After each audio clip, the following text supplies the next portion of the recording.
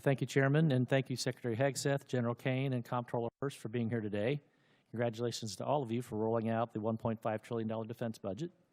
I'd like to offer special thanks to Mr. Hurst and his Comptroller team for the work that it takes to put this budget together. It's a monumental task and important for our nation and our well-being. Secretary Hegseth, as you know, the theme of this year's NDAA is expanding the defense industrial base, and one of the key bottlenecks to that expansion is our workforce size.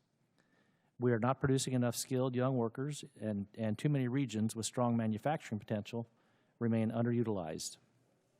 Would you support Congress working across committees on a national defense strategy workforce strategy that promotes technical training, apprenticeships, and proven school-to-industry pipelines? Absolutely. I think you'll find our budget fully aligned with the theme of the NDAA, and when it comes to skilled workers, whether it's DOEA schools, whether it's the Patriot Pipeline or any form of trades, we're investing in that because we need those folks invested in our industrial base. Excellent. I'd look forward to working with my team to ensure those efforts align with the Department, Defense, the industrial workforce priorities. So my office will be reaching out. Also, Secretary Hegseth, we are in a shipbuilding crisis as the Department implements President Trump's vision for a larger fleet. Should the Navy leverage a model of distributed modular shipbuilding that taps industrial strength outside of traditional shipyards, such as in the Midwest, in the Great Lakes, and Ohio and Mississippi Valley regions, to help expand capacity, to ease pressure on overburdened shipyards, and cut down on maintenance backlogs? In short, yes, and including international options where we can work with partners who have specific capabilities that would speed up the timeline on shipyards that are behind in our own country. But you'll find $65 billion in this budget on shipbuilding, a lot of which builds on those types of capabilities. Excellent. Would you also agree that platforms like unmanned surface vessels, tenders, and other support ships seem well suited for production outside traditional shipyards?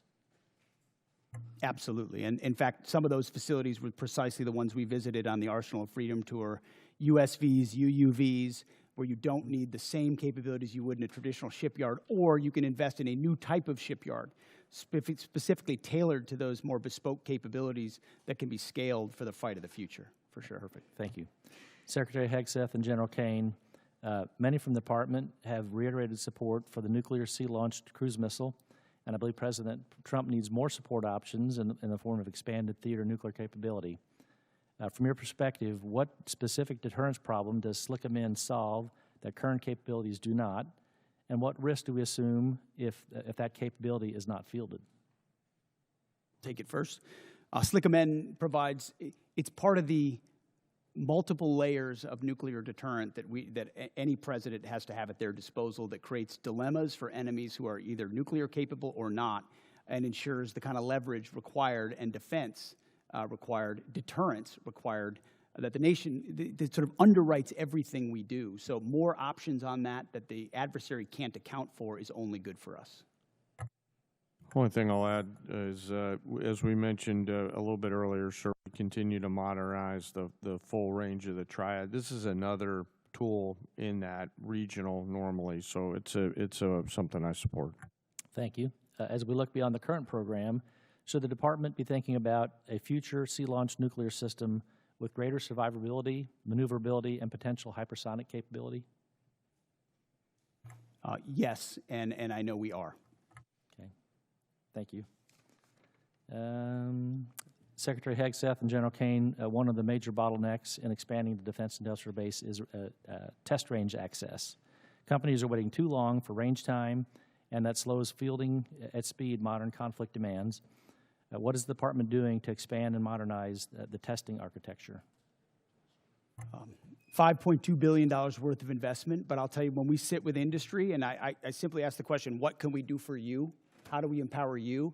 Test ranges come up almost every single time, and the limits and the timeline limits they create. So we're trying to blow that open and create a lot more options for them. Okay. Thank you. Secretary Hegseth and General Caine, I'd like to extend an invitation for both of you to come and visit Naval Surface Warfare Center Crane and see what a great work is being done in Southwest Indiana to support the warfighter and ensure our military edge. And with that, I'll close and surrender the rest of my time. Support journalism you trust. Support PBS News. Donate now, or even better, start a monthly contribution today.